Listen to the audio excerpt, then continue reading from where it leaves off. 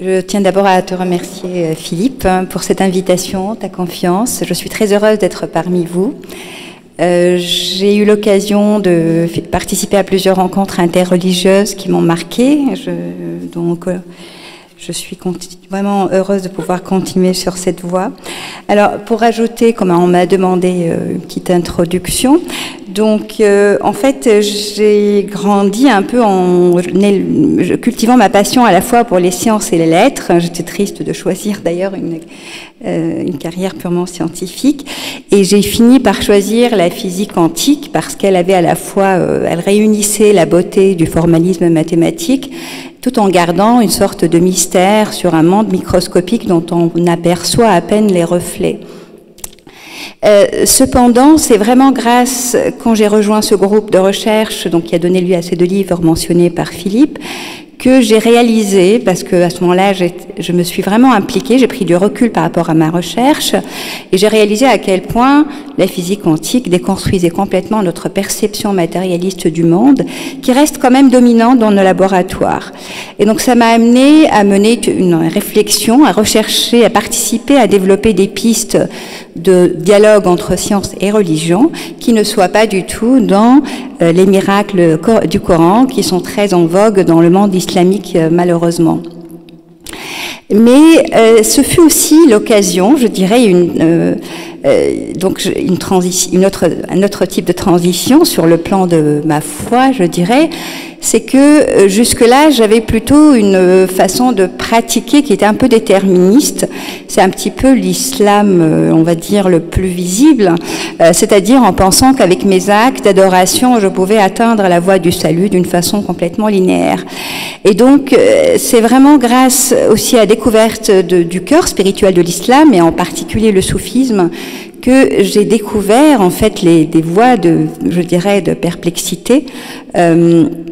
Et aussi, ça m'a permis de résoudre un autre dilemme dont je souffrais, je dois dire, c'est par rapport justement au statut des autres, de mes amis, qui étaient d'autres confessions, puisque j'en ai eu depuis mon arrivée en France, au lycée de jésuites Sainte-Geneviève, des amis très proches, juifs ou chrétiens, et auxquels j'ai toujours en fait porté un grand amour, et je ne pouvais pas du tout imaginer qu'ils puissent être exclus du salut.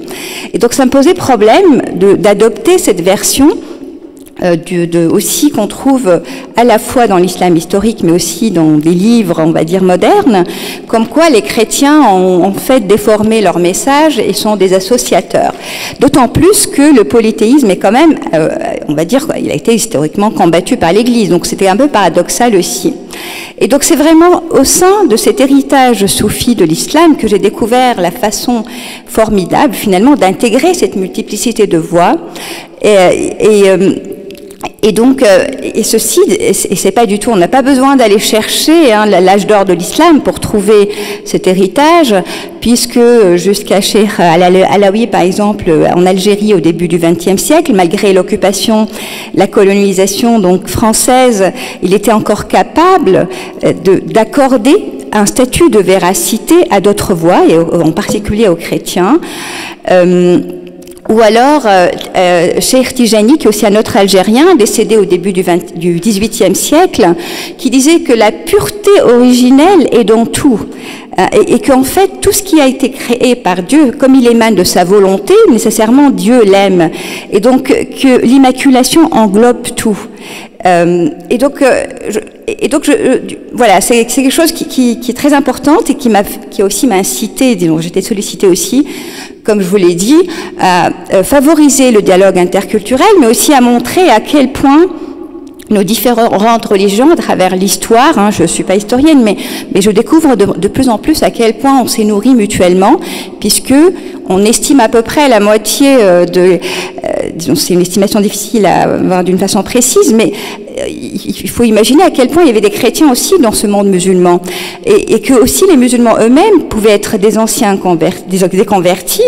Les conversions ont continué après les conquêtes, elles n'étaient pas du tout associées, et donc eux-mêmes étaient influencés par tout ce qu'ils apportaient avec eux, et même certains pouvaient interpréter d'ailleurs le Coran à la lumière de ce qu'ils avaient retenu de la Bible. Et il y a quelque chose aussi que j'ai pu découvrir, c'est que le fait d'abroger des voies qui viennent après, en fait, qui sont dépassées par l'islam, c'est-à-dire c'est en fait une façon de donner au temps un statut qui est primordial et qui me gêne quelque part. C'est-à-dire dire que comme l'islam vient après, il abroge ce qui précède. Mais en fait, ça c'est un choix logique complètement humain de la part d'exégètes qui sont dans l'exotérisme et qui en ont décidé ainsi. Ce n'est pas du tout, je dirais, une loi absolue ni divine. Et donc cette notion d'abrogation, elle est justement inspirée, comme je vais parler du Coran, de cette même règle qui dit qu'un verset qui est révélé au prophète Mohammed sur un même sujet, qui arrive tardivement, c'est lui qui a le dernier mot. Donc on oublie, ça abroge tous les versets précédents. Et donc pourquoi est-ce qu'on cherche à voir appliquer cette règle? C'est parce qu'il y a une volonté sous-jacente, selon moi, de se soumettre au tiers exclu d'Aristote, parce qu'on veut donner une réponse unique à une question unique. Et on ne permet pas qu'il y ait une multiplicité de réponses, y compris dans le Coran. Et donc, c'est là aussi, c'est un point sur lequel, d'ailleurs, je trouve qu'il y a une articulation intéressante, même si la physique quantique le fait à un autre point, c'est que justement, on n'est plus dans le paradigme de la physique classique, on n'a plus une réponse unique à une question unique, et elle permet justement d'avoir plusieurs, ce qu'on appelle interprétations, donc plusieurs récits possibles, qui sont tous en accord avec une seule expérience, mais aussi plusieurs façons selon laquelle la matière se manifeste. Alors, maintenant, je vais peut-être commencer un petit peu mon exposé. Alors, j'avoue que je me sens vraiment petite pour parler quand même du Coran. Et je me sens aussi un peu gênée de parler en présence de théologiens confirmés. Donc, j'ai préféré quand même préparer un texte et le lire. Je sais que c'est un peu moins bien que d'improviser. Donc, je voudrais surtout apporter un témoignage et faire passer quelques messages qui me tiennent vraiment à cœur.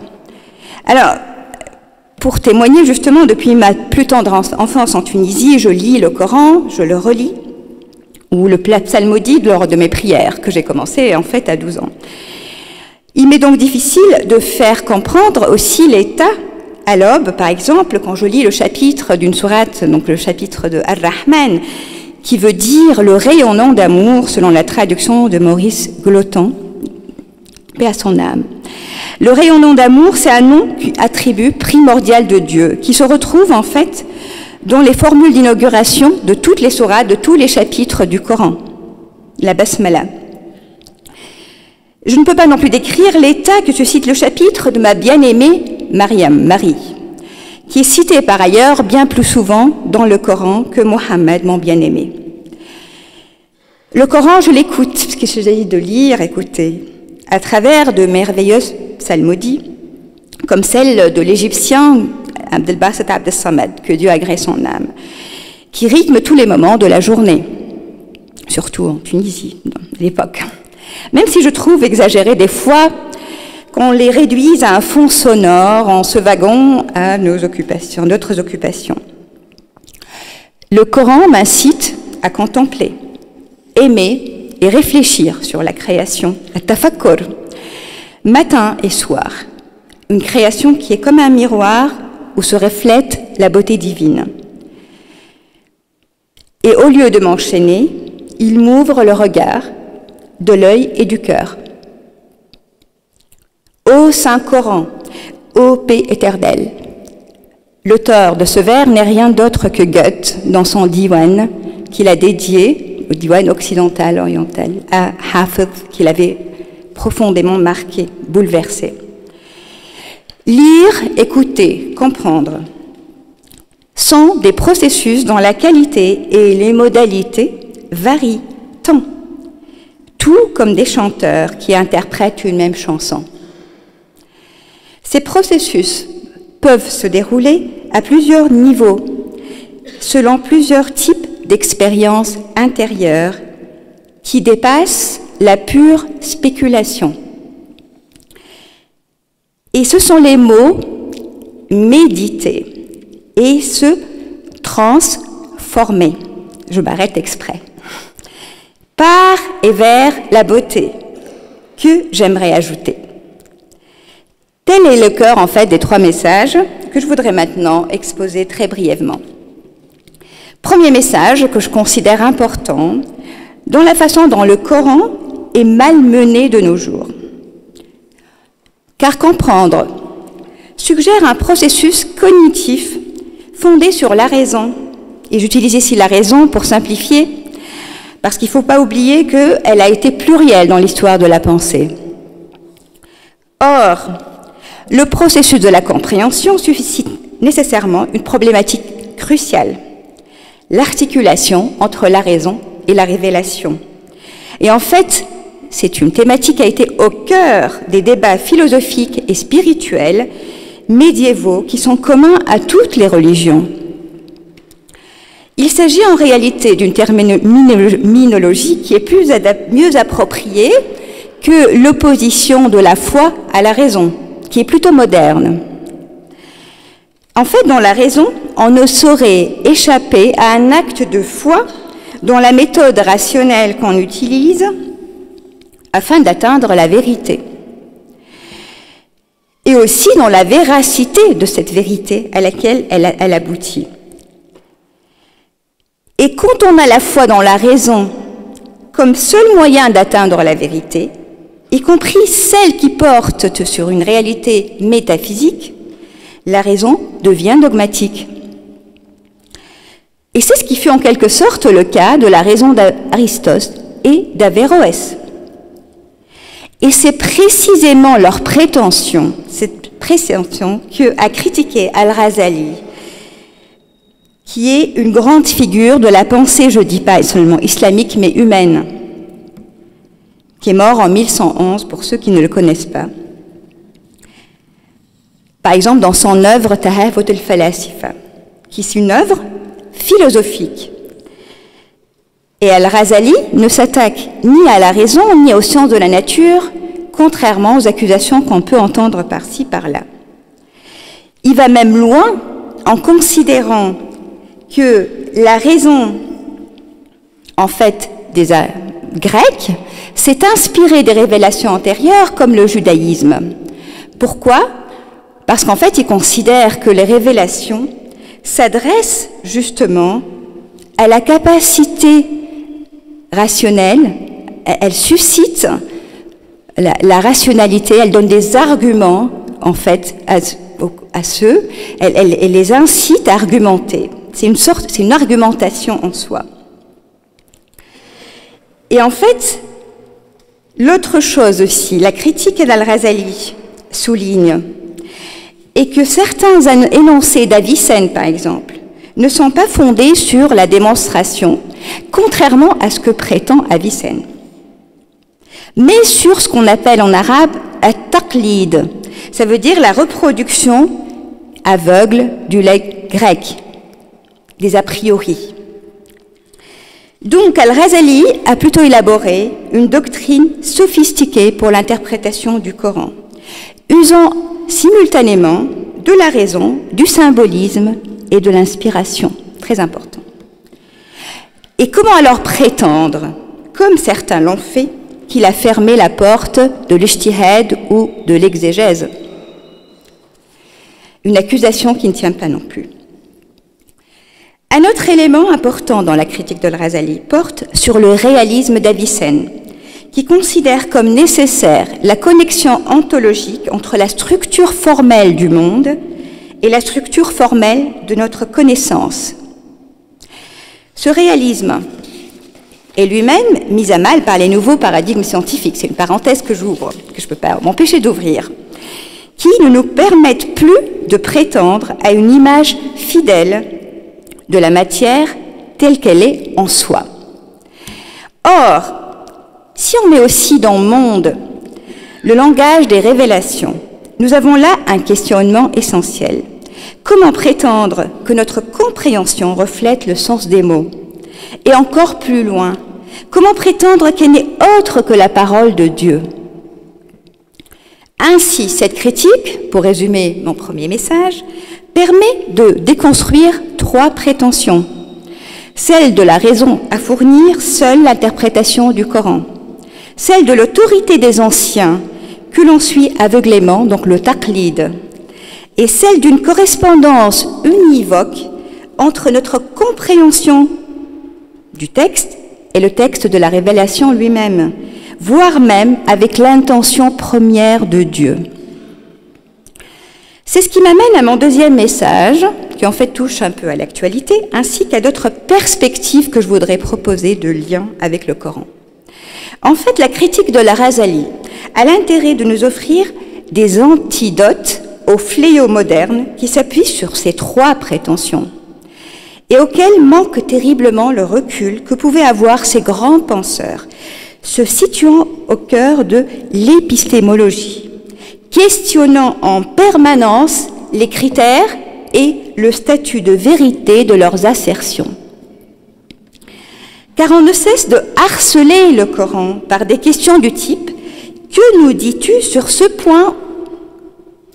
Non seulement les fondamentalistes en extraient des arguments pour leurs crimes, mais ceux que l'on qualifie de modérés y trouvent la réponse à ces arguments. Les réformes modernes de l'islam qui foisonnent s'appuient souvent sur une raison qui n'est en réalité que l'arme de leurs ennemis fondamentalistes, tout aussi modernes. Et ce a commencé par la réforme de ce qu'on appelle la Nahda, ou l'éveil arabe, islamique du début du XXe siècle. Ce qui, selon moi, explique l'impasse face à ces contradictions. Et au-delà de ces confrontations internes, on va dire, aux musulmans, d'autres penseurs usent de la même raison, réductionnistes et littéralistes, des fondamentalistes, pour dessiner un islam ténébreux, formant ainsi deux miroirs en abîme. En fait, j'ai envie de dire que le Coran devient une sorte de prisonnier qui est transféré d'une cellule à une autre. Et il sévisse, il passe de la main d'un bourreau à un autre. Et ces bourreaux lui extirpent, à son insu, à son tour, sous la torture, des propos contradictoires. Et il arrive même que la famille de ce prisonnier renonce, en fait, coupe tout lien avec ce prisonnier parce qu'elle entend par moments des propos très choquants, comme couper la main du voleur, etc. Et j'en connais. Alors, mon appel, c'est de libérer ce prisonnier. En fait, je devrais dire, nous libérer nous-mêmes de ces rôles de bourreaux. Nous sommes les véritables prisonniers des trois prétentions que j'ai déjà évoquées. Or, nos capacités à dépasser les outils rationnels sont limitées. Et je pense que nous serions démunis seuls face à la révélation. Car celle-ci sollicite, je pense, bien d'autres facultés qui relèvent de l'expérience intime et de l'intuition que nos modes de vie modernes ont atrophiés. Rabia al-Adawiya, la grande sainte soufie du XVIIIe siècle, nous disait « Il n'est pas possible avec le seul regard de distinguer les différentes stations sur le chemin qui conduit à Dieu, ni avec le seul discours d'arriver jusqu'à lui, mais stimule ton cœur. S'il s'éveille, alors tu verras de tes yeux le chemin, il te sera aisé de rejoindre la station. » D'où l'intérêt, ce que je propose, de nous inspirer des anciens, non seulement ceux de l'instant initial de la révélation, comme le cherchent certains salafistes. Les salafs, pour moi, les anciens, ce sont aussi les grands érudits dont l'exemple et l'œuvre sont des interprétations vivantes du Coran. Et Dieu ne nous aurait pas accordé une parole figée pour toujours, pour établir des lois immuables et se retirer par la suite. Tout comme il n'a pas créé le livre cosmique en lui dictant des lois éternelles pour s'en retirer aussitôt après, ce qui relèverait d'un déterminisme sous-jacent. D'ailleurs, le mot « kalima » qui désigne le mot prend plusieurs sens. Jésus, paix sur lui, est la kalima, le mot de Dieu, le verbe de Dieu. Comme toutes les créatures, telles des lettres écrites par l'encre divine. et existencié à partir du mot « kun », soit. Même si user de versets est une tâche risquée, j'ai très envie de rappeler ce verset. Si la mer était de l'encre pour les paroles de mon Seigneur, certes la mer s'épuiserait avant que ne soient épuisées les paroles de mon Seigneur, combien même nous lui apporterions son équivalent comme renfort. قل لو كان البحر مدادا لكلمات ربي ما نفد البحر قبل أن تنفد كلمات ربي ولو جئنا بمثله مددا. Dieu se manifeste plutôt à chaque instant dans ces deux livres, à travers les ayats, qui est un mot qui désigne à la fois les versets et les signes de la création. Lire ces signes, la capacité de les lire, de les déchiffrer, dépend de la réceptivité et de l'aptitude à la contemplation du lecteur, de la participation de son cœur. Et Dieu est dans une création incessante, un état renouvelé chaque jour, une création qui est aussi celle de source profonde de ces deux livres, coraniques et cosmiques, inspirés sans cesse aux grands maîtres et savants à travers l'histoire de l'islam. Après Al-Razali, et c'est la preuve que la porte de l'exégèse ne fut pas fermée, le grand andalou Ibn Arabi, mort en 1240, nous conseille: plonge dans l'océan du Coran si ton souffle est assez puissant. Et sinon, borne-toi à l'étude des ouvrages qui en commentent le sens apparent, mais n'y plonge pas, tu y périrais. Je voudrais aussi que l'on médite sur un autre propos d'Ibn Arabi.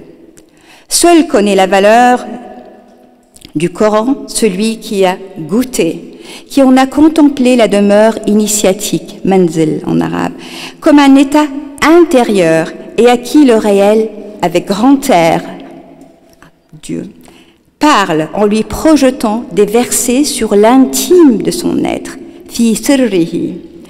Ainsi, c'est la méditation contemplative qui amène le lecteur à intégrer dans son intimité les versets. Et c'est ainsi qu'une métamorphose intérieure peut être vécue. C'est ce qui rappelle la description faite par la grande savante Aïcha de son cher mari, le prophète Mohammed, khuluquhul Qur'an, ce qui peut se traduire par son état intérieur et le Coran. Ce qui m'amène à aborder le troisième message, si j'ai le temps encore. D'accord. Le troisième message, c'est la beauté qui nous est inspirée quand on vit et qu'on devient le Coran. En fait, khuluq traduit aussi la beauté du caractère. Or, dans une interprétation moralisatrice, c'est le comportement de Mohammed qui serait conforme à la charia établie par le Coran. Il ne s'agit pas pour autant d'un code préétabli et figé, mais d'une façon de vivre ce qui est au cœur de la quête spirituelle, le tawhid, la réalisation de l'unicité. Acquérir la beauté, dans ce cadre, c'est se parer d'un attribut primordial de Dieu qui est beau et aime la beauté. Le degré supérieur de la foi, indiqué à plusieurs reprises dans le Coran, est ce qu'on appelle le ihsan, qui peut se traduire et en même temps se faire trahir par le perfectionnement dans la beauté. C'est le Coran lui-même qui a un langage poétique respirant la beauté, ce qui n'est guère anodin. L'amour de la poésie, tout comme la poésie de l'amour, langage de l'indicible, ont toujours accompagné les grandes figures de l'islam, de Rabi'a al-Adawiya que j'ai cité, en passant par l'émir Abdelkader jusqu'au Cheikh Alawi que j'ai encore mentionné au début du XXe siècle. Et comment ne pas encore citer Ibn Arabi qui écrit « Dieu me fit entendre dans ma poitrine le fredonnement des plumes. Qu'est-ce que ce refrain, demandai-je. C'est l'audition poétique, me fut-il répondu. Et qu'ai-je à faire de la poésie? Elle est l'origine de tout.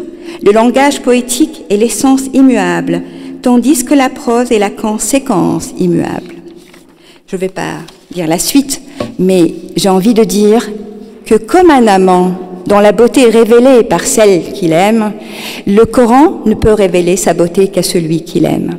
Et je vous remercie de votre attention.